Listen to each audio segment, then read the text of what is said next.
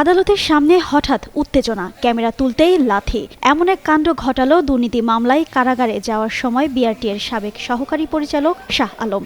সোমবার বরিশাল জেলা ও দায়রা জজ আদালতে হাজির হয়ে জামিন চেয়েছিলেন শাহ আলম। তবে বিচারক শেখ ফারুক হোসেন তার আবেদন নামঞ্জুর করে আদালতে পাঠানোর নির্দেশ দেন। সন্ধ্যায় আদালত থেকে তাকে কারাগারে নেওয়ার সময় ছবি তুলতে গেলে বাধা দেন তার স্বজনেরা। এমনকি পুলিশের সামনে স্থানীয় একটি পত্রিকার ফটো সাংবাদিক আব্দুর রহমানকে লাথি মারেন অভিযুক্ত শাহ আলম।